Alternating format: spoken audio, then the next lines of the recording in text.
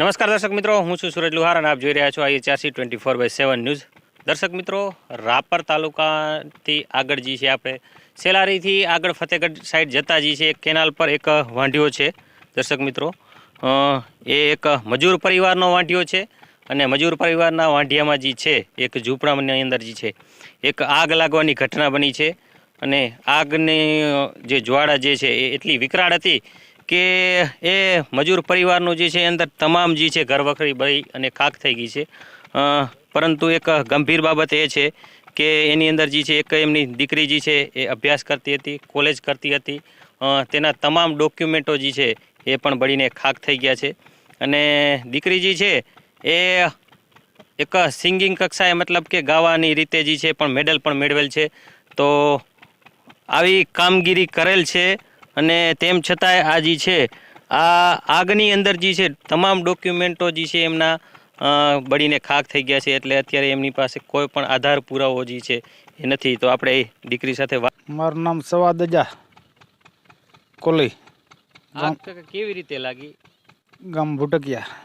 આગ કેવી રીતે લાગી ને ક્યારે આગ લાગી? અગ્નિ લાગી હાની 6:30 6:30 ને ટાઈમે ખાણ ચડતું જ રહ્યું અને છોકરા રમતા જ રહ્યા। કુદરતી છોકરે લગાવી હોય તો ભલે અને એક કુદરતી લાગી હોય તો ભલે અગ્નિ લાગી। આમાં શું શું તમારે જે છે વસ્તુ એમાં બળી? મારે વસ્તુ બાજરી પડી હતી 40 કટા, પછી મગ પડ્યા હતા થોડાક ગુણીક, પછી તલ પડ્યા હતા 2 ગુણી, પછી જીરું થોડું ઘણું પડ્યું હતું, પછી ખોરની ગુણી 5-6 પડી હતી અને પછી દાગીના પણ હતા એ કાંઈ નીકળ્યું નથી બારું। પછી રૂપિયા 2-2.5 લાખ હતા એ એમના એમ હતા, એ એમને જગી ગયું। પછી છોકરી 12મું ધોરણ ભણીને કોલેજ કરતી હતી, એના કાગરિયા હતા, કાગરિયા શીખ બધું કાંઈ નીકળ્યું નથી, તમામ વસ્તુ માલિકો રહી છે બરાબર। એક વસ્તુ અંદર રહી છે નથી, કોઈ અમારો આધાર રહ્યો ને।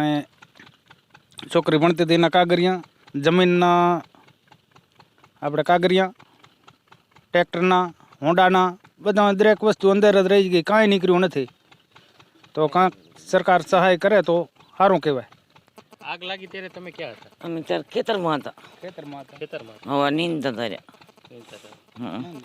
શું શું વસ્તુ તમારી જે છે આમાં? અમારે તો હવે સબ બધું કાંઈ નીર્યું નથી બારું। ક્યારે આગ ક્યારે લાગી? કાલના 6 વાગે પરમદી 6:30 આઈટાણે સાંજના સમય, સવારના સમય? હાલના સમય। તમને ખબર કેવી રીતે પડી?